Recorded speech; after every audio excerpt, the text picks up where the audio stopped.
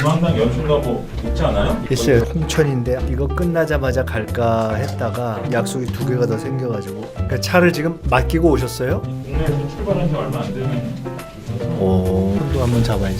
고맙습니다. 커피도 이렇게 주시고. 아, 우리 뭐 그 정도는. 야, 이 마이크 예쁘다.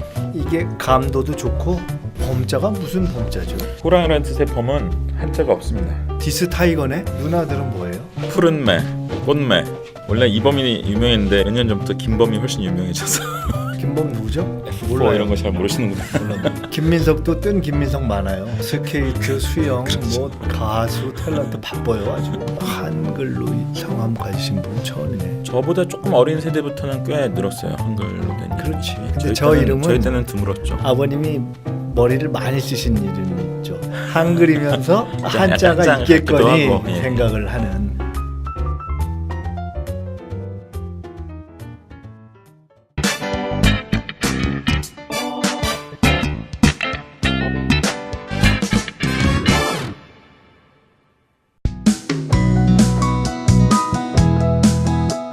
안녕하십니까. 민주연구원의 공부하는 대담 민주공대. 오늘은 공부하는 대담 성격에 걸맞게 교육 문제를 갖고 오늘 말씀을 나눌 분을 모셨습니다. 사실은 이범 선생님 우리가 여러 번 뵙지만 예. 성함이 한글로 범이라는 건 오늘 처음 알았는데. 그렇죠. 디스 타이거 이범 선생님 우선 와주셔서 감사합니다. 예, 감사합니다. 고맙습니다. 안녕하세요. 예. 지켜보시는 분들이 많이 아실 거예요. 독특한 이력을 갖고 계시잖아요. 그렇죠. 뭐 사교육의 유명한 강사셨고 또 서울교육청의 광노현 교육감 시절에 교육정책보좌관을 지내셨고 또 몇 해 전에 2년간 민주연구원의 부원장을 또 맡아주셨고 문재인 대통령 경선 캠프 시절에 또 경선 캠프에서 교육정책을 만드는, 그러니까 공교육, 사교육, 교육정책, 교육평론 뭐 이걸 다양하게 사실은 오가신 분이십니다. 어떻게 의도한 건 아닌데 인생을 살다 보니 재밌게 흘러갔네요. 예. 우선 최근 근황이 어떠신지를 여쭤보고 싶고요. 동시에 예. 이렇게 교육 문제를 다루는 분으로서 이범의 꿈과 목표는 무엇인가도 동시에 한번 여쭤보고 싶어요. 일단 꿈과 목표를 먼저 말씀드리면 제가 이제 교육평론가라는 이름으로 이제 칼럼도 쓰고 뭐 이러기 시작한 게 2007년 8년 경부터인데 사교육업계에서 은퇴한 건 2003년이죠. 2003년. 15년 전에 꽤 되신 일찌감치 거예요. 은퇴를 하고 EBS 강의, 강남구청 강의 이런 거 좀 하다가 교육평론이라는 거를 이제 시작하게 되었는데, 그리고 나서 이제 뭐 뜻하지 않게 정책보좌관 자리도 서울시교육청 제안을 받아서 이제 하게 되고, 내가 왜 이런 활동을 하게 됐나를 가만히 생각을 해보니까 너무 열받아서 그러는 것 같아요. 그러니까 저는 사교육업계에 있으면서 굉장히 다양한 아이들을 이제 가르쳐봤는데, 그때 이제 제가 창업에 참여했던 메가스터디가 단과 강사가 학생들하고 상담을 하기 시작한 최초의 세대입니다. 그 전에는 단과 강사는 무슨 학생하고 상담하고 이런 거 없었어요. 근데 그때부터 이제 저희 창업 멤버들이 이제 막 상담도 많이 하고 그때 절절하게 느낀 게 뭐냐면 우리나라 교육이 진짜 우리나라 애들을 아주 다양한 방식으로 괴롭힌다는 거예요. 다양하게 망가뜨리더라고요. 공부를 못하는 애들은 못하는 애들이고 잘하는 애들은 잘하는 애들, 부잣집 애들은 부잣집 애들이고 가난한 애들은 골고루 괴롭히는구만요. 아주 다양한 방식으로 공교육, 사교육, 가정교육이 합세해서 야 이건 진짜 심각하구나 진짜 많이 느꼈고요. 그런 어떤 분노 뭐 이런 게 굉장히 중요한 동력인 것 같아요. 지금도 현재의 교육에 대한 제일 분노. 글이 잘 써지거나 이럴 때는 열받을 때. 예.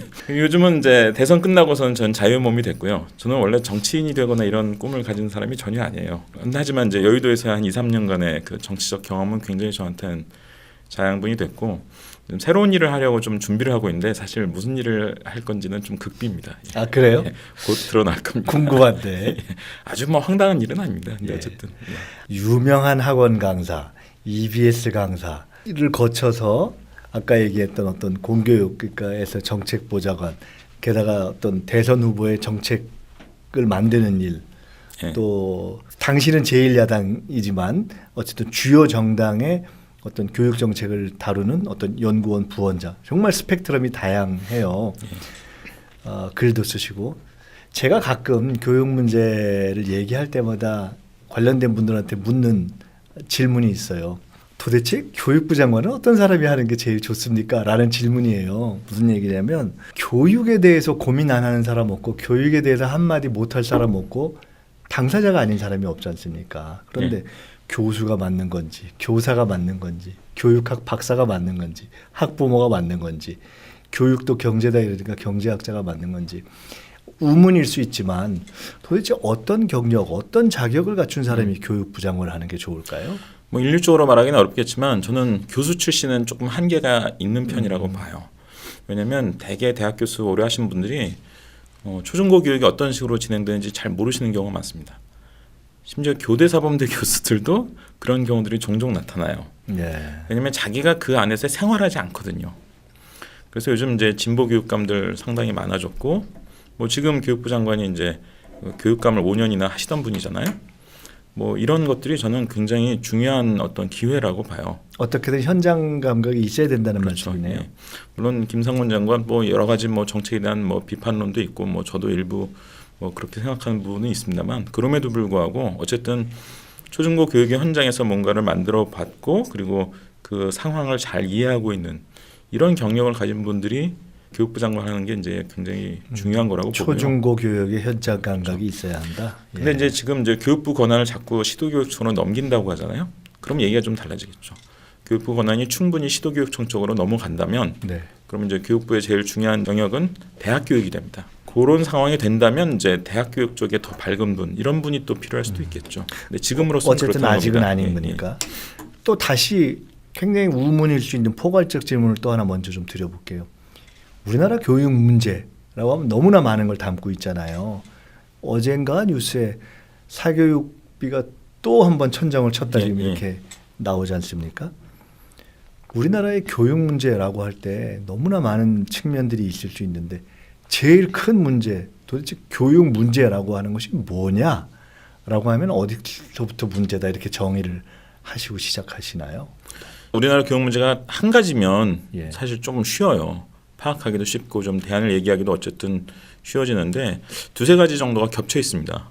첫 번째는 뭐 잘 아시겠지만 과잉 경쟁이죠. 경쟁의 강도가 너무 높아가지고 뭐 사교육비도 세계에서 제일 많이 쓰고 국민 경제에 아주 상당한 부담을 줄 정도로 뭐 이거가 이제 일단 문제고 두 번째는 이제 주입식 교육이죠. 뭐 고질적인 주입식 교육 이거는 대학 입시 때문에 그렇게 되었다고 말하기 좀 어려운 부분이 많아요. 왜냐하면 초등학교, 중학교마저도 상당히 주입식이거든요. 이건 이제 우리나라 이제 교육이 굉장히 관료적 체제에 순응해 왔기 때문에 뭐 예를 들면 2, 3년 전에 우리가 국정교과서 파문이 있었는데 우리 초등학교가 국정교과서를 쓰고 있다는 거를 좀 돌이켜 생각해 봐야 됩니다. 초등학교가 영어 예체능 빼고는 다 국정교과서거든요. 그러니까 전국의 교사들한테 똑같은 교과서를 나와주고 창의적 교육을 해라. 안 되는 거죠. 이건 기본적으로 안 되는 겁니다. 이래가지고선. 그래서 일단 주입식 교육은 교사를 얽매고 있는 다양한 규제들, 첩첩의 규제들을 해체하는 데서 이제 해법을 찾아야 되고 마지막으로 이제 세 번째로 꼽을 만한 문제는 공교육이 상당히 좀 무책임하다는 거죠.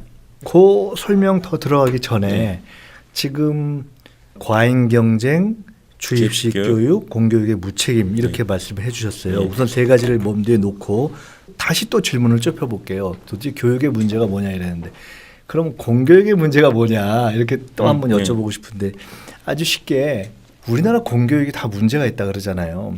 공부를 너무 시켜서 문제입니까? 공부를 너무 안 시켜서 문제입니까? 그게 사실 공부를 너무 시킨다 하는 거는 이게 그냥 심할 정도로 경쟁하고 뭐 한다 이렇게 볼 수 있는가 하면 학부모들이라든가 상당 부분은 야 도대체 뭘 가르치냐 말이지 이거 정말 무책임하다 소위 교사들이 뭐하냐 이런 거 어떻게 보면 둘 다 문제가 있다고 하면서 좀 다른 얘기를 하고 있잖아요. 그렇죠. 뭐가 맞는 거예요? 학생들의 공부량을 보면 총 공부량은 전 세계에서 제일 높은 나라거든요. 우리나라가 뭐 초중고 다 그렇습니다. 그래서 재미있는 통계가 수면 시간이 초중고 모두 전 세계에서 제일 짧아요. 우리나라 애들이. 이거는 뭐 어쨌든 총 공부 시간은 뭐 유난히 길다는 건데 재미있는 게 학교 수업 시간만 보면 초등학교의 경우는 우리나라가 OECD에서 제일 짧습니다. 초등학교의 경우에? 아 그런가요? 헷갈리시면 안 되는 게 고등학교는 또 제일 길어요. 아 그런가요? 초등학교는 제일 짧은가요? 네, 정규 수업 시간이 대개 선진국은 한 2-3시 정도에 모든 학년이 같이 끝납니다. 대개. 아니 우리가 보통 알기로는 뭐 핀란드 이런 데 예를 들면서 우리가 결과는 비슷한데 효율이 그쪽이 좋고 우리 나쁘다 이렇게 얘기를 알고 그거는 있잖아요. 정규 수업 시간 기준이 아니고요. 총 공부 시간 기준입니다. 그러니까 그것이 총 공부 시간일 뿐이지 정규 수업 시간으로 하면 고등학교는 길고 초등학교는 너무 짧은 짧다. 겁니다. 예. 아 그렇군요. 그러니까 상당히 많은 양을 초등학교 때 가르치게 해놨는데 수업 시간은 제일 짧은 거예요. 예를 들면 뭐 영국, 미국, 프랑스 대부분의 나라들이 한 800에서 900시간이거든요. 1년간 수업 시간이.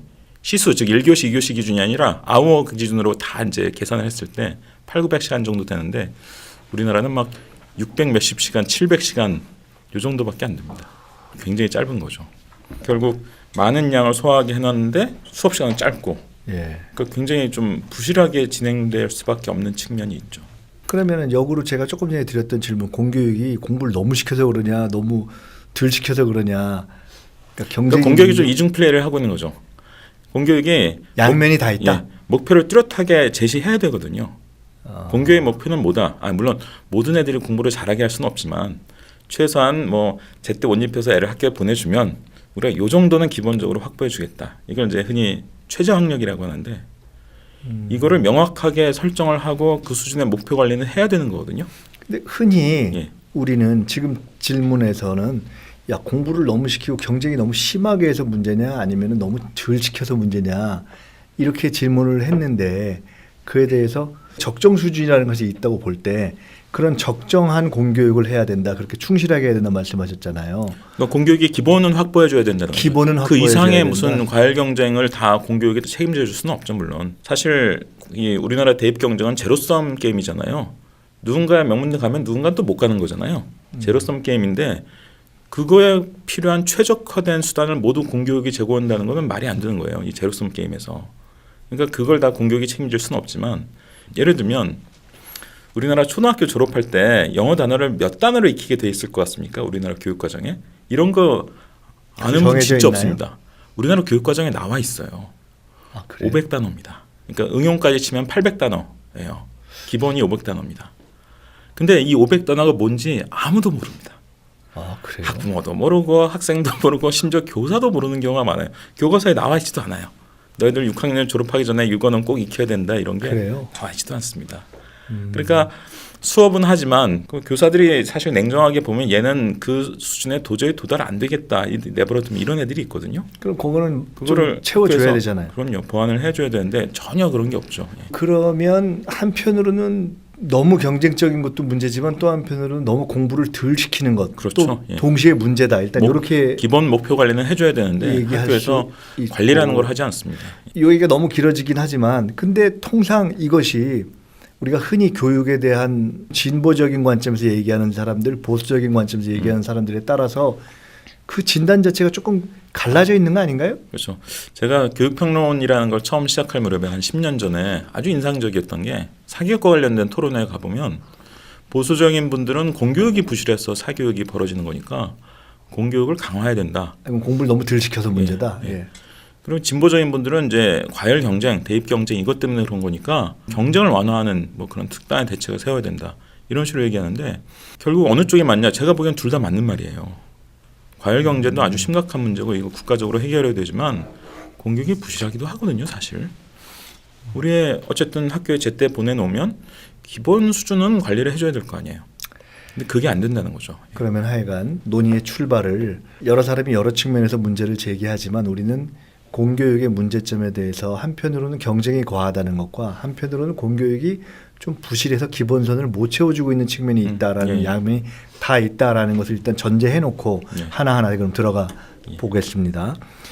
조금 다른 얘기인데 입시 얘기를 많이 하잖아요. 우리 이범 선생님이 그걸 많이 강조하시는 대목이기도 한데 학교에서 입시 준비를 시켜주는 게 좋냐 뭐 아니냐 예를 들어 도대체 예. 입시 위주의 교육 아까 주입식 교육이 문제다라고 예. 했는데 어떤 사람들은 야 그래도 교육에서 주입은 기본이야 이렇게 얘기하는 사람들도 있어요 암기 근데 그 문제는 별도로 할 때 입시 준비만 너무 해서 문제다라는 일종의 가설 정설 신화 같은 게 있잖아요. 그거는 학교에서 입시 준비 위주로 하는 게 좋은 거예요? 아닌 게 좋은 거예요? 그러니까 입시 교육의 문제라고 하는 이 담론이 예. 사실 두 가지 이질적인 게 섞여 있는 거예요. 야, 입시 교육 때문에 교육이 망가졌어. 입시가 너무 치열해서 그래. 이 얘기는 일단 아까 제가 얘기했던 과열 경쟁, 경쟁 강도가 높다는 것을 입시 교육이 문제야 이런 식으로 이제 포장해서 말하시는 경우도 있고요. 다른 한편에서는 아니 고등학교는 정상적인 나름의 교육 과정에 의해서 그냥 운영을 해야지 왜 고등학교에서 수능 문제를 막 풀어주고 있어. 네. 그런 건 안 되는 거야. 이제 이런 주장이 있죠. 즉 고등학교는 대학 입시와 무관한 이른바 정상적 교육 과정을 운영해야 된다. 뭐 이런 주장이 있습니다. 근데 전자의 주장과 후자의 주장은 굉장히 다른 차원의 문제죠. 경쟁이 치열하다는 건 이제 결국 대학 서열 이쪽을 건드려서 해결을 해야 될 문제이고요. 그 고등학교가 그 입시 준비를 해주는 게 맞냐, 안 해주고 이른바 정상적 교육 과정을 하는 게 맞냐, 이거는 나라마다 너무 달라요. 아까 꼭 딱 일반론이 있는 건 아니라 이거죠. 고등학교에서 입시 준비를 안 해주는 대표적인 나라가 미국입니다. 예. 미국은 이제 SAT나 ACT 같은 이제 오지선다 시험이 있어요. SAT는 뭐 많이 들어보셨을 거고 네, 우리나라에서도 문제 유출 사건 때문에 가끔 뉴스에 나오는데, 근데 미국의 SAT는 뭐 작년에 봐도 되고 올해 봐도 되고 여러 번 봐도 되는 토익 시험 같은 거거든요. 그러니까 학교에서 문제집을 풀어줄 수가 없어요. SAT 선택 과목이 한 20가지 있는데 뭐 작년에 미리 봤다는 애, 올해 봤다는 애, 다음 달에 볼 거라는 애, 뭐 2달 전에 봤는데 못 봐서 뭐 한 3달 뒤에 또 볼 거라는 애, 뭐 이렇게 섞여 있으면 학교에서 문제집을 풀어줄 수가 없죠. 그래서 미국이 입시 교육, 엄밀한 의미의 입시 교육을 학교에서 해주지 않는 시스템이에요. 예. 그 미국의 학교에서의 평가는 고등학교쯤 되면 다 논술형이나 수행평가입니다. 그러니까 이런 객관식 문제풀이를 안 하는 거죠. 유럽이 이게 완전히 다릅니다. 유럽에 특히 영국이나 프랑스 같은 나라는 입시가 있어요. 근데 이 입시가 100% 논술형이에요. 프랑스의 바칼로레 시험 얘기 들어보신 적 있을 겁니다. 뭐 철학이 있어요. 프랑스는 특이하게 철학이 공통 필수 과목인데 뭐 진리는 경험을 통해 확증될 수 있느냐, 이거 가지고 2시간 써라. 뭐 우리는 욕망으로부터 해방돼야 되느냐 아니면 욕망을 해방시켜야 하느냐, 여기에 대해서 뭐 2시간 써라. 뭐 이런 식으로 나온단 말이에요. 그러니까 걔들은 그 입시를 준비하는 게 너무나 정상적이라고 생각하는 거예요. 그러면 미국은 이렇게 보면 되는 건가요? 입시라는 SAT나 이런 것으로서의 입시를 준비시키지 않고 예. 반면에 유럽은 입시 준비를 열심히 시키는데 거기서 하는 입시라는 것 자체가 우리가 생각하는 입시가 그렇죠. 아닌 예. 우리가 흔히 이야기하는 참 이것이 좋은 교육이야라고 하는 논술형, 논술을 할 수 자기 있도록 의견 이런 것들을 많이 쓰게 하는 거죠. 거기서는 입시 준비를 시킨다라는 것이 아까 문제점으로 지적했던 주입식 교육을 시키는 것은 아니라는 것이네요. 그러니까 책 읽고 토론하고 글 쓰는데 그게 입시 교육이에요. 좋은 입시네 그것은. 그래서 영국이나 프랑스나 이런 사람들하고 얘기해 보면 입시 교육에 대한 문제의식이 없어요. 아니 입시 준비 당연히 해주는 거지. 심지어 영국하고 프랑스는요 대학 갈 때 내신을 안 봅니다. 역으로 지금 말씀을 듣다 생각해요. 역으로 보면 입시 자체를 어떻게 시대에 맞고 소위 주입식이 아닌 창의적인 능력을 키울 수 있는 것으로서 입시를 디자인하느냐의 문제로 해결해야지 입시 자체를 준비시키느냐 아니냐로 접근하면 안 되는 거예요. 아니 이거 미리 예습하신 겁니까 혹시? 아니 그건 아닌데 굉장히 요점을 정확하게 그런 이해하시는 것 같은데, 그러니까 고등학교 이른바 내신이라고 하는 고등학교 교육, 내신을 어떻게 선진화시키느냐 하고 입시를 어떻게 선진화시키느냐, 이 2개의 과제가 있는 겁니다. 물론 이제 2개를 되게 연계시켜서 해결해야 되는데 입시의 선진화로 해결해야지 예. 입시 자체가 나쁘거나 입시 위주의 교육이 나쁘다라고 얘기하는 것은 잘못된 접근이다. 우리의 입시가 나빴을 뿐이다 이런 거네요. 그렇죠. 그리고 대부분의 선진국은 입시가 있습니다. 내신만으로 대학을 가는 거의 유일한 선진국이 캐나다예요. 그러면 나머지 나라들은 뭐 핀란드, 스웨덴, 독일 다 입시가 있어요. 어쨌든 입시 위주 교육이 나쁜 게 아니라 주입식 입시였기 때문에 나쁘다. 그렇게 볼 수 있습니다. 그럼 다시 또 조금 좁혀서 우리의 입시 제도로 한번 가보자고요. 학종, 수능, 내신 3가지잖아요. 예. 결국 우리는 좋은 입시 제도라는 것을 설정하고 그것을 잘 준비할 수 있도록 해준다면 꼭 나쁘지 않을 수 있는 거잖아요. 예. 그리고 어느 정도는 해줘야 된다고 지금 말씀하시는 거고 그게 공교육의 기본일 수도 있다고 지금 말씀하시는 것 같아요. 그러면 3가지를 쪼개서 이제 하나하나 여쭤봐야 되겠어요. 학종, 수능, 내신. 우선 학종부터. 예. 아니 학종은요. 문제점은 뭐고 방향은 뭐예요? 그러니까 지금 학종이 취지는 옛날에 뭐 그럴싸했던 것 같은데 이게 결과적으로 보면 이른바 강남이 유리하게 된다. 뭐 이런 얘기가 많거든요. 이걸 어떻게 봐야 돼요? 사실 이제 현행 여러 가지 입시 요소들 중에서 강남이나 특목고 자사고 학생들에게 유일하게 불리한 건 내신입니다.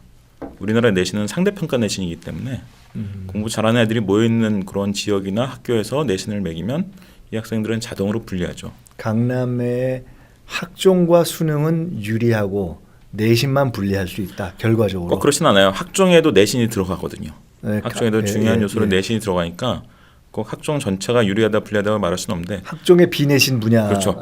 흔히 예. 비교과라고 부르는 네, 비교과. 이 부분은 뭐 당연히 강남이나 특목고 자사 음. 학생들이 유리하다고 볼 수 있고요. 그리고 수능도 전통적으로 보면 뭐 통계적으로 재밌는 통계가 있어요. 서울대 교수가 발표한 건데 아파트 가격하고 평균 수능 점수가 비례한다는 거의 정확한 본것 비례- 같아요. 예, 네. 예.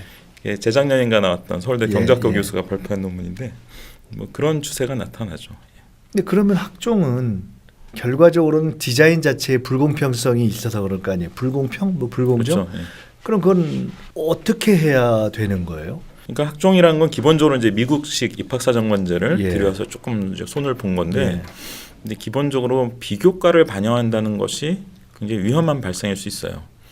왜냐하면 미국을 제외한 대부분의 선진국은 결국 내신하고 입시 이 두 가지 가지고 지지고 볶아서 학생을 뽑습니다. 입학사정관제는 거의 미국의 고유한 제도다. 그렇죠. 예. 근데 우리가 이제 그것이 아주 좋은 거라고 가져온 거기 때문에 기억을 더듬어 보면 한 2000년 정도 무렵부터 우리나라에서 어떤 담론이 유행하냐면 점수 위주로 선발하는 것은 좋은 것이 아니다.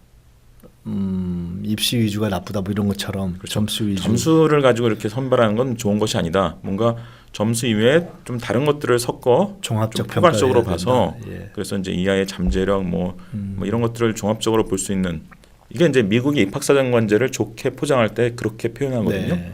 이제 이 담론이 그대로 수입이 돼요.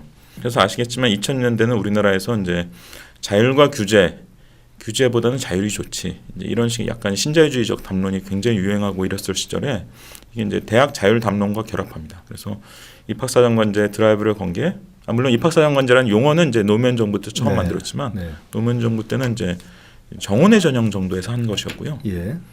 근데 입학사정관제를 이제 이명박 정부에서 대선 공약으로 삼아서 드라이브를 걸죠.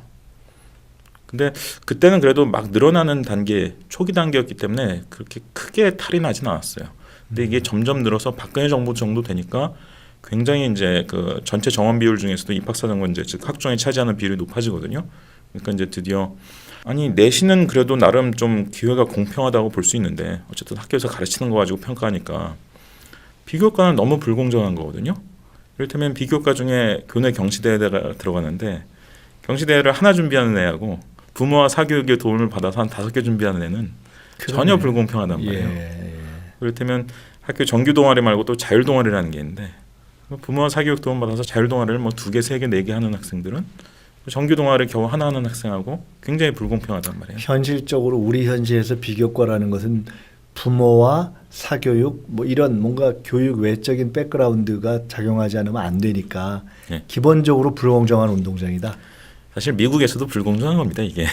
예. 그런데 미국 얘기하면 너무 길어지니까 제가 안 하겠는데 예. 미국도 최근에 사교육이 엄청 늘고 있고요. 예. 굉장히 좀 심각한 나라예요. 근데 어쨌든 우리나라 이야기로 다시 돌아와 보면 사실 입시나 뭐 선발을 관리할 때 선진이라는 가치도 중요하지만 공정이라는 가치도 중요한 거거든요. 그럼요. 예. 그래서 미국을 제외한 대부분 나라들이 입시하고 내신하고 결국 이 두 가지 가지고 어떻게든 뽑는 이유는 입시하고 내신은 그래도 좀 공정한 편이기 때문이에요. 비교적 공정하게 기회가 할수 좀 있으니까. 비교적 공평하게 주어지는 것이라는 거죠. 근데 비교과 같은 건 사실 점수 가지고 선발하는 데서 벗어난다는 명분으로 굉장히 그렇게 불공정한 그런 요소를 입시에 끌어들인 것은 처음부터 뭔가 굉장히 잘못 판단한 것이다. 그것이 이제 정원이 점점 학종 정원이 늘어나면서 결국 이제 탈이 난 거죠. 그러면 미국은 어떻다 하더라도 적어도 한국에서의 학종은 특히 비교과 부분이 늘어난 것은 불공정성을 높이는 부분으로 가는 것이다라고 진단하시고 있고 예. 많이 공감될 것 같아요. 근데 그러면 그렇죠. 예. 학종만 놓고 본다면 어떻게 해야 됩니까? 비중을 줄이나요? 아니면 그 방식을 어떻게 바꾸나요? 최근 논의는 크게 두 가지로 벌어지는데 이제 예. 교육부가 곧 이제 시안을 발표한다고 했어요. 새 대입 특히 수능하고 이제 학종을 네. 어떻게 개편할 것인지 시안을 발표한다고 했는데 학종과 관련해서는 아마 학생부에 적히는 비교과 영역, 네. 학생부의 네. 교과 네. 영역도 적히지만 비교과 영역도 적히거든요. 거기에 불공정하다고 여겨지는 핵심적인 요소들을 많이 좀 빼낼 겁니다. 그러니까 여태까지 대입 개혁이 여러 번 있었지만 수도 없이 여러 번 있었지만 더하기 개혁을 하면 되게 국민들이 싫어하고요. 아니 지금 것도 부담스러운데 뭘 새로 더 하란 말이야. 네. 그러니까 철인 3전 경기도 힘든데 5전 경기, 10전 경기 네. 하란 말이야. 이래서 싫어하시고 제가 보기에도 문제가 많고 빼기 개혁은 빨리 하면 좋아합니다. 그러면 학종도 단순화 쪽으로 가는 그렇죠. 거겠네요. 예. 그래서 교과 영역 비중을 높이고 비교과에 여러 가지 뭐 경시대라든지 자율동아리라든지 뭐 자격증 인증이라든지 뭐 여러 가지들을 또 소논문이라든지 이런 것들을 빼내는 일단 학종의 전형 요소를 비교과를 좀 드러내는 비교과 비중을 줄이는 이런 작업이 일단 있을 거고요. 또 하나 이제 최근에 조영 교육감이 이제 제기한 건데 학종의 정원 비율을 한 3분의 1 정도로 일단 제한하자. 이건 아까와는 다른 문제죠. 그러니까 한편으로는 그건 단순하고 단순화가 아니라 정원 비율을 제한하자. 정원 비율을 제한하자. 이 두 가지가 사실 이제 논의가 네. 되고 있는데 지금까지 교육부가 해온 거로 보아서는 정원 비율을 제한하는 쪽을 손대지는 않을 것처럼 보이고 저는 사실 이것도 해야 된다고 보는 사람인데 네, 어쨌든 학종에서 좀 불공정성이 심각하게 제기되는 비교과 영역을 많이 걷어내는 이런 작업은 할 것 같습니다. 어쨌든 지금 말씀은 방향 자체는 학종은 내용을 단순화하든지 아니면 그의 결과로 영향받는 정원을 일정하게 제한하든지 그 방향으로 가야 된다는 말씀이네요. 그럼 수능은 어떻게 되나요? 예를 들어 수능은 전형적인 그야말로 성적순 선발하는 거잖아요. 네. 이거는 우리가 흔히 많이 듣기를 수능 폐지해라. 이게 이거 진짜 점수 갖고 이게 뭐냐? 아니면 그냥 단순 자격고사화하자 이런 얘기가 정답으로 우리는 알고 있거든요. 네. 그러니까 조금 진보적인 정책을 사고한다고 하면 그거는 어떻게 방향이 많은 게 맞습니까? 그 말은 굉장히 우물안 개구리 같은 말이죠. 제가 지금 우물안 개구리 같은 얘기를 한 거네요. 우리나라 범진보 쪽이 뭐 수능 자격고사화 폐지 이런 얘기를 많이 하는데 굉장히 심각한 문제를 가진 주장이에요. 왜냐하면 그러면 결국 내신 가지고 뽑자는 거거든요. 근데 우리나라는 어느 대학 가는지가 너무 중요한 나라잖아요. 금메달, 은메달, 동메달 사이 격차가 엄청나게 심한 나라란 말이에요. 그럼 내신 가지고 결국 학생들을 다 선발해서 어느 대학 갈지를 정하자 이렇게 되어버리면 고등학교가 다시 지옥이 됩니다. 그러니까 수능을 폐지하거나 자격고사하자는 얘기는 역으로 내신에 너무 무게를 실어버리기 때문에 그건 문제가 있다. 그렇죠. 중간 기말고사를 결국은 6학기 동안 12번 보는 거 아니에요. 그러니까 아이들 입장에서는 수능을 12번 보는 거랑 비슷해집니다.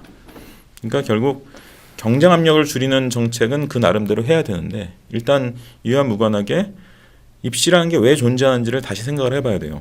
아까 말씀드렸지만 주요 선진국에서 캐나다 빼고는 다 입시가 있거든요. 그럼 내신은 왜 내신 가지고 뽑는 게 문제냐? 내신은 일단 다양성이라든지 창의성을 높일 수 있는 중요한 기제예요.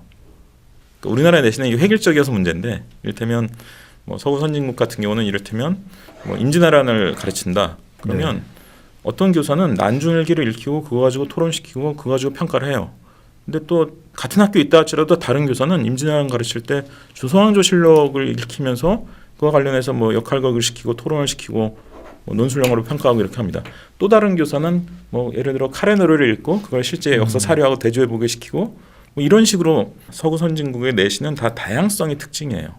그 속에서 이제 창의적 교육이라는 게 묻어날 수 있는 거죠. 학교의 다양성을 인정한 전제가 곧 내신이니까. 학교의 다양성이 아니라 교사별 다양성입니다. 그렇겠네요. 교사별 다양성. 심지어 한 학교 내에서도 담당하는 교사가 다르면 그렇죠. 수업 방식과 평가가 달라집니다. 이게 내신의 강점입니다. 우리나라 내신은 획일적이어서 이 강점을 못 살리고 있는 거죠. 그래서 내신을 강화해도 창의적 교육이 되지 않습니다. 우리나라는. 근데 서구 선진국 일단 이제 이 내신의 교사의 자율성을 상당히 많이 부여하고 있기 때문에 다양하고 창의적 교육이 되는 거죠. 근데 이제 여기에 단점이 하나 있습니다. 이를테면 난중일기를 읽어서 그거 가지고 수업하고 평가한 애가 받은 90점하고 조선왕조 실력과 가지고 무슨 연구 수업하고 이거 가지고 90점 받은 애하고 이게 같은 수준이라는 걸 우리가 어떻게 보장합니까? 다양성의 강점이 있으면 항상 그러면 소위 획일적 기준에 그렇죠. 없는 약점이 있죠. 그러니까 뭘 기준 가지고 이 90점이 이 90점과 같다고 봐야 되지? 얼추 비슷하긴 하겠죠. 물론 엄정하게 평가한다면. 하지만 결국 이 이유 때문에 입시라는 게 존재합니다. 그러면 지금 말씀은 제가 수능을 여쭤보니까 수능과 내신을 동시에 답변하셨는데 제가 말씀을 들으면서 그럴 수밖에 없다고 여겨져요. 왜냐하면 수능을 너무 가볍게 하면 내신이 너무 무거워지고 내신을 너무 가볍게 하면 수능이 너무 무거워지니까. 근데 각각이 평가 방법으로서의 강점과 약점을 반대로 가지고 있는 측면이 있잖아요. 그렇죠. 예. 그러면 수능을 아까 제가 여쭤봤을 때 폐지나 자격고사화 그러니까 그 기능을 일정한 평가의 기준으로서의 기능을 완전히 무화하는 것보다는 어느 정도는 유지하는 것이 좋겠다는 말씀인 거네요, 결국. 수능은 결국은 논술형으로 어떻게 진화시키느냐가 중요한 관건이고요. 아까 말씀했던 것처럼 입시의 진화, 시험의 진화로 접근해야지 수능 자체의 무력화로 가면 안 된다. 그렇죠. 그러면 그 경쟁 압력이 다 내신으로 갑니다. 그리고 내신은 아까 말씀드린 것처럼 다양성이라는 그 장점, 우리나라 물론 그 장점을 못 살리고 있지만 다양성이란 그리고 창의성이라는 장점이 있지만 그 결국 공정한 비교라는 점에서는 상당히 취약한 면이 있기 때문에 대부분의 선진국은 뭐 심지어 독일, 스웨덴, 뭐 핀란드도 다 입시를 가지고 있거든요. 그러면 이렇게 되는 건가요? 아까 문제점이 있는 부분을 최소화한 학종, 그러니까 내용을 단순화하거나 비중을 줄인 학종과 그다음에 각각 평가 방법으로서의 장점과 단점을 반대로 가지고 있는 수능과 내신을 다 어느 한 가지만 극대화하지 않고 적정하게 유지한다면 학종, 수능, 내신이 다 적정하게 조화가 되는 게 지금 좋은 거잖아요. 저는 제로 베이스에서 설계한다면 학종을 하지 말아야 된다고 봅니다. 아예 우리가 아예 시작을 안 했었다면. 근데 나름의 역사성이나 이제 지금 여건가 있기 때문에 아예 없애기는 좀 어려운 상황이고. 아예 역사적으로 존재하지 않았다면 예, 없어지는 게 현실적으로 그렇긴 좋았지만 하지만 현실적으로 예. 있는 것 중에서 본다면 적정한 균형. 그래서 단기적으로 이제 그런 식으로 적정한 균형으로 관리하는 우선은 게 적절한 맞다고 균형으로 보고요. 가자. 중장기적으로는 내신을 선진화하는 것의 핵심은 교사에 대한 규제 혁파입니다. 교사가 교과서도 고를 수 없고 심지어 서구 선진국은 교사에게 교과서 집필권을 주는 경우가 많거든요. 잠깐만 죄송한데 그 가기 전에 지금 교사 얘기까지 가지. 그러면 선생님 말씀은 학종이 아예 없었으면 좋았지만 있으니까 예. 우선은 학종, 수능, 내신을 적당히 균형 잡힌 걸로 당면한 단계를 가고 장기적으로는 학종을 줄이고 차라리 내신을 강화, 선진화하고 수능도 선진화하고 이 방향으로 가야 된다는 수능과 거죠. 내신을 선진화하는 쪽으로 가자라는 게 일단 큰 방향이네요. 그렇습니다. 자 그러면 그 가기 전에 그러면 이제 우리는 무엇이 선진화냐로 가야 되잖아요. 그렇죠. 그 가기 전에 우선 당장은 균형을 잠깐 맞추고 가자고 했잖아요. 그럼 그 균형 맞추는 방법은 뭡니까? 예를 들어 수능, 학종, 내신의 균형 방법을 비중을 똑같이 30%씩 주는 방법입니까? 아니면 뭐 그러니까 어느 길로 가든지 갈 수 있게 해주는 겁니까? 조연교육감이 이제 제안한 안은 예를 들면 각 대학들이 수능으로 3분의 1 뽑고 내신으로 3분의 1 뽑고 그리고 학종으로 3분의 1 뽑자. 그럼 어느 이런 길로 식으로 가든지 이제 내가 제안한 좋은 거죠. 길을 선택해서 그렇죠. 가는 거예요? 그래서 이제 고등학교를 지내보다가 난 학종으로 지원해야겠네 이런 애들도 있겠고 내신으로 또는 나는 그냥 수능으로 가야지. 네, 네. 다양한 아이들이 이제 자기의 이제 상황에 맞게 판단해서 일단 가게 하자라는 것이고 물론 세부적으로 가면 여러 가지 논쟁점이 있습니다만 그럼에도 불구하고 단기적으로 좀 국민들을 안심시키고 관리하는 데서는 굉장히 중요한 어떤 포인트라고 괜찮다. 봅니다. 예. 물론 중장기 대안은 아닙니다만 당장은 당분간은 그런 세 가지 트랙을 그렇죠. 병존시키면서 선택적 병존 체제를 가자. 국민들이 학종에 대해서 워낙 화가 나는 상태이기 때문에 학종의 비교과 영역을 많이 드러내고 정원 비율을 좀 제한해서 좀 서울 지역 상위권 대학은 학종이 다 40-50% 심지어 서울대는 80%거든요. 이건 좀 제한을 해야 되고 그리고 수능하고 이제 내신이 좀 비슷한 비율로 병존하게 해서 네. 일단은 좀 화나고 걱정하고 있는 국민들의 마음을 안심시킬 필요가 있다는 거예요. 일단 이것으로 어떤 단기적인 관리를 해나가자라는 게 이제 기본적인 생각이고요. 당분간은 예. 잘 선택받을 수 있는 길을 그냥 자기가 골라서 가게 하자. 예. 그걸 현재 조희현 교육감이 생각하고 제안하시는 방식이 저하고도 토론을 많이 하셨고요. 그러니까 물론 예. 제 거기에 개인의 안은 그것과 약간 다릅니다. 저는 수능을 일정 비율로 확보하고 저는 예. 거꾸로 수능을 한 3분의 1 정도로 확보하고 예. 학종하고 내신을 어떻게 할 건지는 대학 사정마다 많이 다르거든요. 그러니까 그거는 차라리 중하위권 조금 대학은 학종을 사실 별로 안 하기도 하고 그래서 굳이 그렇게 딱 하지 말고 그거는 오히려 조금 자유를 주자 이렇게 예, 그래서 개인적인 저는 의견은 그런 개인적인 것이고요. 의견은 저는 그런 쪽에 가까운데 근데 조연교육감안이 훨씬 일반 대중에게는 잘 설득력이 쉽게 있을 겁니다. 와닿겠네요. 예, 그러니까 예. 어쨌거나 조희연 교육감 안이나 원래 제안하신 우리 이 선생님의 안은 아이디어 자체는 방향은 이렇지만 당면하게는 균형적 병존을 시키자 이거네요. 그 점에서는 정신은 비슷하네요.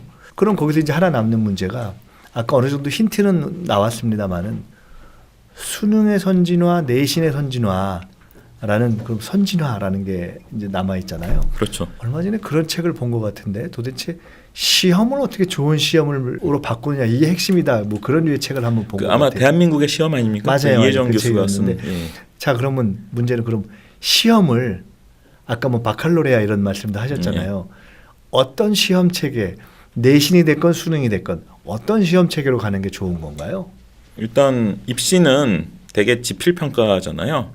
수행 평가를 할 수가 없어요. 뭘 실제로 퍼포먼스를 시키거나 이렇게 긴 과정을 평가할 수는 없기 때문에 입시는 결국 이제 논술형으로 가는 겁니다. 논술형. 그리고 미국을 제외한 서구 선진국은 모두 논술형입니다. 제가 혹시나 해서 다 뒤져봤는데 영국, 프랑스, 독일, 스웨덴 등의 대학 입시에는 객관식이 한 문제도 없어요. 모든 과목이 논술형입니다. 우리나라 논술고사는 좀 다르죠. 우리나라 논술고사는 과목이 불분명해서 이게 교육과 정보가 안 맞거든요. 근데 이를테면 유럽의 입시는 국어 시험인데 다 논술형, 수학 시험인데 다 논술형. 한번 물어본 적인데 수학 시험을 왜 일일이 쓰라고 그러냐. 근데 답만 맞추면 되는 거 아니야 그랬더니 객관식은 불공정하다는 거예요. 객관식이 불공정하다. 찍어서 맞출 수도 있고. 만약 쭉 전개하다가 중간에 이제 논리적 과정이 틀렸다 그러면 부분 점수를 주는 게 공정하다는 거예요. 야, 그거 절묘한 예, 얘기인데요. 공정함의 기준이 굉장히 다릅니다. 그러네. 그건 덴마크의 사례인데 쭉 전개하다 막판에 계산을 실수해서 막판에 답이 틀렸더니 만점을 줘요. 과정 자체를 본 거죠. 그렇죠. 예. 그러니까 다양한 접근 방식을 허용하고 어떤 접근 방식이든 논리적으로 맞겠으면 맞다라고 보는 겁니다. 야, 그거 진짜 충격인데 왜냐하면 객관식이 그야말로 운일 수 있다라는 그렇죠. 것에서 불공정하다. 야, 그게 사실 교육적으로는 더 바람직합니다. 빨리 답을 맞추는 요령을 익히는 것보다는 자기 나름의 논리를 나름대로 섬세하게 정리시키고 그 과정을 평가하는 게 사실은 더 교육적으로는 바람직한 거거든요. 그래서 그런 부분은 우리가 좀 배워야 될 부분이라고 보고 사실 우리가 그런 논술형 평가의 채점 노하우가 없다는 게 우리나라 교육의 아주 심각한 문제입니다.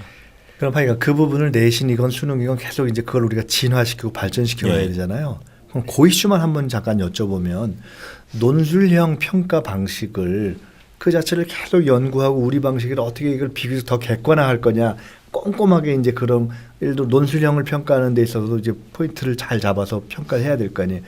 이런 것을 계속 축적해 가고 있는 우리 예를 들어 교육계 또는 관련 기관에서의 작업이랄까 그걸 하는 데는 어딘가요 현재?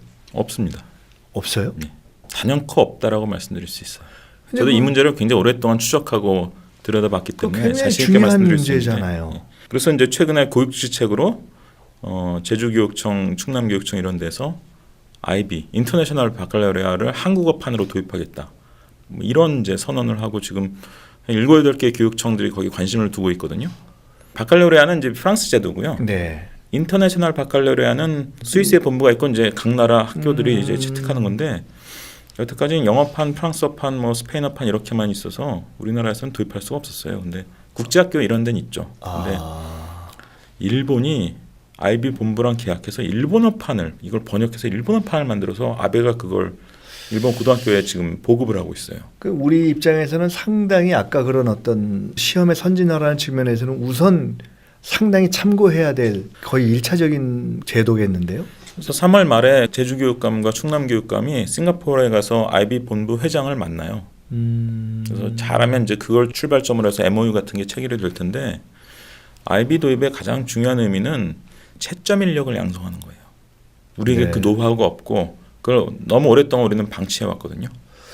근데 진짜 제대로 된 채점 인력을 양성해야 IB 입장에서도 물론 한국어판이지만 다 그걸 채점을 할 거 아니에요. 네. 논술형으로 그 평가들을 물론 이제 다 한국인이 채점을 하게 될 겁니다. 주로 고등학교 교사, 일부 대학에 계신 분들 이런 분들이 섞여서 채점을 하게 될 텐데 그게 이제 서구 선진국 특히 유럽 국가들에서는 일반화되어 있는 방식이에요. 독일의 아비투어도 그렇고 프랑스의 바칼로레아도 그렇고 영국의 A-레벨도 그렇고 다 채점 인력이 고등학교 교사를 중심으로 이제 확보되어 있거든요. 우리는 그러면 IB 한글판 말씀하셨는데 그런 어떤 시험의 선진화를 위해서 그런 방식의 논술형 이것을 자꾸 시험도 개발하고 결국은 핵심은 평가도 축적시키고 하려면 어디서 해야 돼요? 교육부에서 그걸 해야 되는 거예요? 원래는 교육과정 평가원에서 해야죠. 교육과정 평가원이 평가원에서. 이제 국무총리 직속 기관으로서 우리나라 수능도 관리하고 여러 가지 시험들, 국가고시들 이런 것들을 관리하는 기관인데 교육과정도 연구하고 근데 이제 그냥 우리에게 익숙한 객관식 시험 이런 것들만 계속 연구하고 노하우를 축적시켜 와서 이런 새로운 유형의 평가에 대해서 전혀 새로운 어떤 과감한 투자나 연구 같은 게 이루어지질 않아요. 대학은 이제 자기들 논술 문제 1년에 한 번씩 내니까 어떻게든 채점을 해야 되니까 오히려 자기네 약간 나름 관심이 조금 축적이 관심이 되고. 어느 정도 있는데 초중고 교육 단위에서는 사실 전혀 없다라고 말할 수 있죠. 지금까지 이제 전체적으로 교육의 문제가 뭔지, 공교육의 문제가 뭔지, 그 양면성은 뭔지, 그다음에 입시 제도에 있어서 큰 방향은 어떤데 당면하게는 어떻게 할지, 그리고 그 중에서 어떤 핵심으로서의 시험은 어떻게 선진해야 되는지, 방향은 뭐고, 뭘 보완해야 되는지, 그 정도 얘기가 왔어요. 예. 그러면 아까 하나 얘기하다가 저희가 놓친 게 교사 얘기를 하다 좀 말았거든요. 예. 자, 공교육에 있어서 어떻게 보면 경쟁이 심하고 어떻게 보면은 너무 좀 무책임하다 이런 얘기했는데 교사들은 어떤 의미에서는 지금 야 무책임하다라고 비판을 받는 대상이자 또 억울한 주체잖아요. 그럼요. 억울하죠. 교사 입장에서. 교사들이 지금 말씀하신 권한도 제대로 가지고 역할도 있으면서 책임도 다할 수 있는 그렇게 되기 위해서는 어떻게 바뀌어야 됩니까?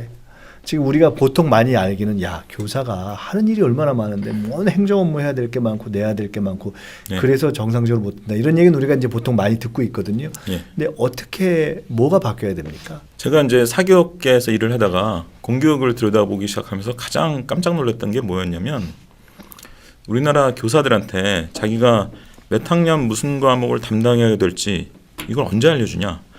신학년이 3월 2일에 시작하잖아요. 그럼 겨우 일주일 전에 알려주더라고요. 제가 이게 엄청난 충격이었어요. 왜냐면 제가 학원에서 강의할 때는 심지어 뭐 2달, 3달 전부터 준비하는 경우도 많았거든요. 근데 일주일 전에 너 몇 학년 무슨 과목 이제 가르쳐라 1년 동안 이렇게 얘기해줘서는 충실한 준비가 안 되는 거예요, 기본적으로. 그러니까 책도 들고 들어가서 그냥 진도 나가는 수업은 할 수 있지만 무슨 창의적인 기획이라든지 뭐 그 수업을 기획한다는 의미에서 그런 준비는 불가능한 겁니다. 근데 이것만 이제 문제냐? 물론 서구 선진국은 다 2-3달 전에 알려줘요, 적어도. 근데 우리는 겨우 일주일 전에 알려주고 나이 많이 드신 분들 여쭤보면 옛날엔 3월 2일 아침에 알려줬대요. 지금 그것만 문제냐 하고 다른 문제도 말씀하시려고 하는데 잊어버리기 전에 그러면 그게 불가능한 건가요? 현 제도에서 한 2-3개월 전에 알려주고 좀 준비하도록 시키는 것이? 그러니까 우리나라 교육계 전체가 교육의 원리에 의해서 조직된 게 아니고요. 행정 원리에 의해서 조직돼 있어요. 그러니까 왜 이 일주일 전에 알려주냐면 인사이동을 해야 되니까 인사이동 시기에 맞춰가지고 인사이동 다 끝나고 나서 학교의 멤버가 정해지고 나서 과목하고 학년 배정하는 거예요. 아니 그런 거를 2-3개월 전에 이렇게 미리 예고할 수 있도록 할 수. 아니 근데 할 수 있죠. 서구 선진국은 그렇게 하죠. 네. 우리는 왜 그걸 해야 되는지 이해를 못해요. 그 자체에 대한 문제의식이 그렇죠. 없기 때문에. 제가 뭐 교육부 교육청 관료들하고도 많이 얘기해보고 심지어 교육감들하고 얘기해봐도 공감하는 분들이 많지 않아요. 아 그래요? 예. 최근에 소위 진보 교육감들조차도 진보 교육감이 상대적으로 낮죠. 그러나 동의는 하십니다. 동의는 하시지만 야 이건 내가 진짜 꼭 해결하겠다라는 의지를 까지는 안 가기 때문에 아직은 제가 못 봤어요. 그러면 이제 많은 다른 이슈가 있겠지만 적어도 교사의 책임감 그다음에 교육의 질을 높이기 위해서 아주 핵심은 그걸 지금 지적하신 걸 것 같아요. 이제 말씀드린 그런 일정의 문제 또 교과서 선택의 문제. 내가 교과서 선택할 수 있나? 그런 못하죠. 시간이 안 되고 기획이 안 되니까 당연히 교과서 선택에 대한 책임도 시험 문제도 권한이 없고. 예를 들면 내가 1, 2, 3반을 가르쳤으면 1, 2, 3반만 시험 문제 내야 되는데 우리나라는 이게 진짜 이상한 제도인데요. 우리나라하고 일본만 이런데 1반에서 10반까지 시험 문제가 똑같아야 돼요. 우리는 이게 아무렇지도 않게 생각하지만 서구 선진국 사람들은 너무 이상하게 생각합니다. 아니 내가 4반부터는 얼굴도 모르는데 얘네들을 내가 어떻게 평가해요. 1, 2, 3반만 내가 시험 문제 내고 평가해야지. 원래 영역에 있어서의 교사로서 고유하게 행사하고 교사답게 일할 수 있게 된 기본 조건을 안 만들어주는 문제가 있군요. 그걸 핵심적으로 표현하는 개념이 교권입니다. 교권. 우리나라 교사에게 교권이 없어요. 그리고 교권이 없는 상황을 너무 오랫동안 겪어와서 거기에 다 길들여져 있습니다. 학생들이 선생님한테 덤빈다. 그것도 교권 아니냐라고 말씀하시는 분이 있는데요. 그건 교권이 아니라 교사의 인권이에요. 그게 교실이 아니라 다른 영역에서 벌어져도 그런 일은 있으면 안 되는 그렇죠. 거잖아요. 인권 침해잖아요. 그래서 나름의 뭐 사법적이나 다른 그렇죠. 수단을 통해서 제어돼야 되잖아요. 그거는 엄밀히 말하면 그렇죠. 인권이죠. 그건. 어떤 특수한 교권이라기보다는 교사 인권의 문제인 거고 그러네요. 교권은 결국 교사의 고유의 업무, 진정으로 해야 되는 일 이걸 제대로 할 수 없게 만드는 자율적으로 교육을 기획하고 진행할 수 있게 하는 그렇죠. 정도의 자율성. 내신 선진화의 핵심은 결국 교권의 회복이에요. 내신 선진화의 핵심은 교권의 회복이다. 그래서 아까 이제 IB 얘기를 조금만 해보면 IB가 핵심적으로 중요한 거는 입시 선진화하고 내신 선진화의 원리를 동시에 담고 있다는 거예요. IB를 도입하는 순간 교사와 교과서를 자기가 골라야 돼요. 그리고 수업 기획을 자기가 해야 되고 평가 내가 가르치는 입시 애만 선진화와 내신 선진화를 동시에 달성할 수 있는 고리다. 왜냐하면 IB는 45점 만점인데 30%는 내신이고 70%는 입시거든요. IB는 그렇게 돼 있어요. 설계를. 이게 독일이나 호주랑 비슷해요. 독일, 호주가 입시하고 내신을 이렇게 합산하거든요.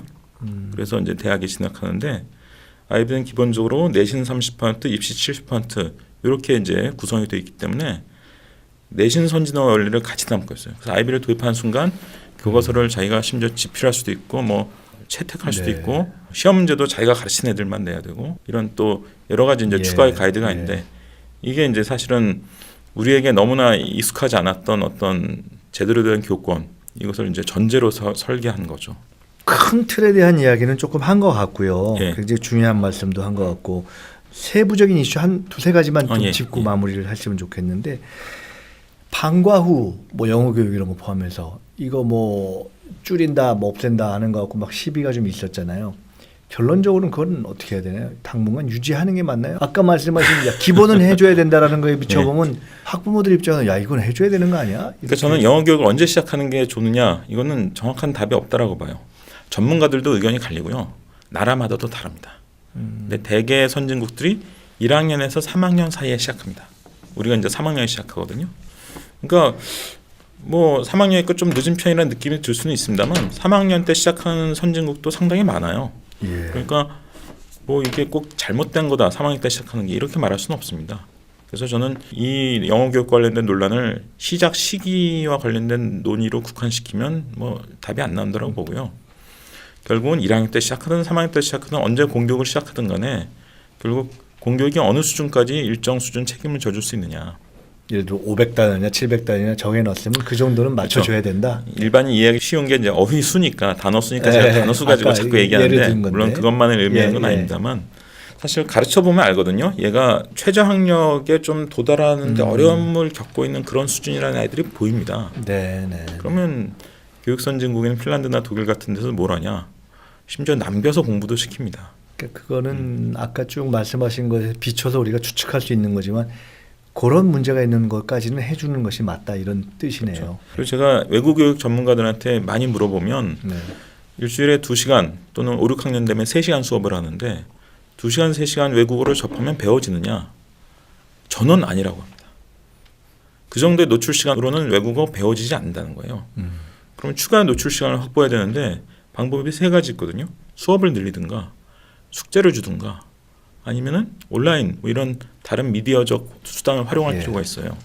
근데 우리나라 공교육이 지금 뭐 보안 체계로 내놓는 것 중에 이런 게 있습니까? 수업 늘린다? 숙제 늘린다? 아니면 뭐 미디어 온라인 같은 걸 적극적으로 활용하겠다? 뭐 겹칠 수도 있죠. 숙제를 온라인으로 낼 수도 있고 이러니까 아무런 그런 논의가 없습니다. 이런 와중에 공교육을 믿어라. 믿을 학부모가 없죠. 그런 종류의 보완책이 어느 정도 다져지기 전까지는 일단 방과 후 영어를 1학년 때 뭐 유치원 때 하는 거를 막아서는 안 되는 거예요, 사실. 뭔가 선후가 바뀐 겁니다, 지금. 지금 말씀을 쭉 종합해서 듣다 보면 이제 이범 선생님께서는 사교육, 공교육을 넘나들면서 그리고 진보적이라고 흔히 얘기되는 어떤 교육감 그리고 대통령 후보의 정책에까지 관여하신 분인데 6월에 지방선거 때 이제 교육감 선거들도 같이 하잖아요. 지금 말씀하신 거 듣다 보면은 지금 이제 현재는 특히 수도권 중심으로 진보 교육감들이 많아요. 근데 그때 이슈가 뭐가 될까를 예상해 보면 지금 말씀하시는 맥락에서 보면은 조금 우리가 생각하는 건 다른 구도, 다른 전선이 펼쳐질 수도 있겠다 이런 생각이 들거든요. 한번 이번 교육감 선거에서 결국은 쟁점이 어떻게 될지, 구도가 어떻게 될지 그거는 결국 그동안 지켜본 학부모들의 입장에서의 판단에 영향을 미칠 거 아니에요. 그걸 한번 좀 예측도 하고 어떤 방향으로 돼야 되는가도 한번 말씀 들었으면 좋겠는데요. 뻔히 예상되는 이슈가 몇 가지 있죠. 대표적으로 입시, 특히 학종과 관련된 논란. 물론 이게 엄밀히 말해서 교육감 권한은 아니에요. 뭐 이거는 이제 중앙정부 권한이지만 하지만 표심은 어쨌든 그의 영향을 분명히 받을 겁니다. 그래서 3월 말에 교육부가 내놓을 학종이나 수능과 관련된 시안이 어떤 내용이냐 이게 굉장히 중요한 문제예요, 사실은. 일단 이제 이게 이슈가 될 가능성이 꽤 있고요. 또 하나 이제 아까 말씀하셨던 영어 교육 예. 이것이 이제 또 쟁점화될 가능성이 있습니다.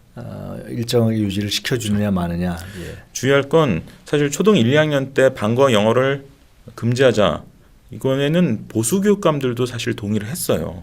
그래서 이거는 꼭 진보 보수 문제가 아닐 수도 있긴 한데 하지만 네. 일반적인 대중의 인상으로는 어쨌든 진보 쪽이 더 그러는 것처럼 그러니까, 보이죠. 예, 중앙정부에 더구나 지금 김상곤 장관이고 또 진보 교육감들이 다수를 차지하고 있으니까 이게 이제 진보 어떤 대표적인 정책인 것처럼 머릿속에 낙인 찍혀 있단 말이에요. 그러니까 이거를 어떻게 해결하느냐. 그래서 사실 제가 요즘 페이스북이나 이런 데 엄청난 진보 교육 세력에 대해서 상당히 비판도 많이 하지만 실제로 일은 예를 들면 제주도 교육감하고 아이비 도입을 어떻게 매끄럽게 할 것이냐 또 서울의 조윤교육감하고 영어교육, 공교육 내실화를 어떤 방식으로 할 거냐 제가 아까 말씀드린 그런 데 힌트가 있는데 예. 실제로 활동은 또 그런 활동을 열심히 하고 있습니다. 네. 두 가지만 더. 하나는 김상곤 교육감이 이제 교육부 장관이 되셨잖아요. 네. 그 뒤에 여러 개 했는데 사실은 다른 정부 부처와 비교해 보면 정책에 대한 만족도가 상대적으로 조금 덜 높다. 우리가 좀 표현할 때 이것이 뭐 현실인 것 같아요. 그리고 실제 통계로도 나옵니다. 예. 냈다가 접은 경우도 몇 개가 있고 그러면 김상훈 교육감이 아까 말씀하신 현장 경험도 있고 교육의 문제점에 대해서 잘 아시는 분이고 그런데 여러 가지 이제 정책을 하는 데 있어서 만약에 어떤 바람직한 방향으로 하는 데 있어서 어려움을 겪고 있거나 판단의 문제일 수도 있고 어떤 장애의 문제일 수도 있어요. 무엇 때문일까요? 교육부에서 이렇게 일을 하면서 관련된 교육 정책을 하는 데 있어서 가장 핵심 뭐 교육부가 없어져야 되나 뭐 이런 얘기도 하잖아요. 실제로 우리 역대 교육부의 교육 정책과 관련해서 가장 큰 문제는 뭔가요? 또 기득권이 있다면 기득권의 핵심이랄까 그건 뭐라고 보세요? 조직적인 측면과 사상적인 측면인데요. 조직적인 측면은 우리나라 학교 1년에 공문이 11,000건이 내려온다. 이게 이제 교총 통계거든요. 안전교육 담당 선생님을 전에 만난 적이 있는데 마침 또 그 안산에 있는 모 중학교 선생님이었어요. 예. 근데 3월 학기 초에 뭐 해라 뭐 보고해라는 공문이 10몇 개가 와서 제가 안전교육을 할 수가 없다는 거예요. 이게 사실은 교육만이 아니라 우리나라 일반 행정이 전체적으로 겪고 있는 문제인데요. 결국 공무원들이 밑에다 뭘 시키고 그러고 나서 또 제대로 했는지 보고하게 하고 이게 공무원 개개인의 평가 기준이 돼버려요. 공무원에 대한 그 고가 평가가 이걸 중심으로 이루어집니다.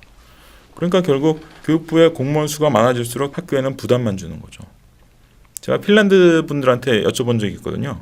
학교 1년은 공문이 몇 건 오냐 이렇게 물어보면 처음엔 무슨 질문인지 이해를 잘 못합니다. 아니 교사라는 전문가들이 수십 명 있으면 알아서 하면 되는 거지. 왜 배내라 감나라 뭐 보고해라 그럴 필요가 없다는 거예요. 기본적으로 관료 체계로서의 교육부의 업무 방식 자체가 주는 부담이 하나 있다. 첫째. 이게 조직적인 문제고요. 예. 이건 뭐 교육만이 아니라 사실 다른 행정도 많이 공유하는 문제입니다. 두 번째 문제는 우리나라 공교육계 전체적으로 공교육 정상화라는 믿음을 가지고 있어요. 공교육을 정상화시켜야 된다. 근데 그 말은 이제 자세히 들여다보면 공교육을 오염시키거나 왜곡시키는 요인이 여러 가지 있는데 무슨 선행학습도 있고 뭐 수능도 있고 지나친 경쟁도 있고 이런 오염 원인들을 다 이렇게 벗겨내면 뭔가 좋은 공교육이 오롯이 이렇게 존재한다. 이런 식의 관념입니다. 근데 저는 이거는 틀렸다고 보거든요. 그런 거 걷어내봤자 우리나라 공교육 좋은 거 이렇게 존재하지 않아요. 공교육 부실합니다. 이건 우리 인정해야 되는 거예요. 예. 어떤 측면에서 부실하다는 걸 인정해야 됩니다. 근데 뭐 김상곤 장관만이 아니라 또 진보만이 아니라 하여튼 우리 공교육계 교육부 전체가 공교육 정상화라는 믿음을 강하게 가지고 있어요. 그럼 뭔가 선행학습도 걷어내고 수능의 영향력도 걷어내고 그러니까 학종을 가지고 다 걱정하고 있는데 학부모들은 수능 먼저 건드리는 거예요. 작년에 실책이 그거였죠. 수능도 뭐 문제가 있고 학점도 문제가 있고 이걸 바꿔야 된다. 대선 공약에 둘 다 나와요. 학종도 어떻게 개선해야 되고 수능도 개선해야 된다. 근데 대중들이 고민하는 거는 학종 가지고 주로 걱정을 하고 있거든요. 요즘. 네. 그럼 학종 먼저 손대야 되는데 공교육 정상화라는 이런 믿음을 강하게 가진 분들은 학종에는 내신이 들어가고 어쨌든 학교 내 활동이 많은 부분을 차지하니까 이건 공교육 정상화에 도움이 된다고 생각하고 공교육에 뭔가 부담을 준다. 공교육을 오염시킨다고 생각하는 입시, 경쟁적 요소부터 수능 우선 거둬낸다. 이거부터 손대자 이런 식으로 나가게 되는 거예요. 그래서 저는 이 일종의 평론을 또 하고 있는 입장에서 공교육 정상화라는 믿음을 아주 우리가 비판적으로 볼 필요가 있다. 좀 심하게 말하면 착각이다. 잘못된 개념이다. 공교육은 정상화되는 게 아니라 충실화되고 강화되어야 되는 것이다.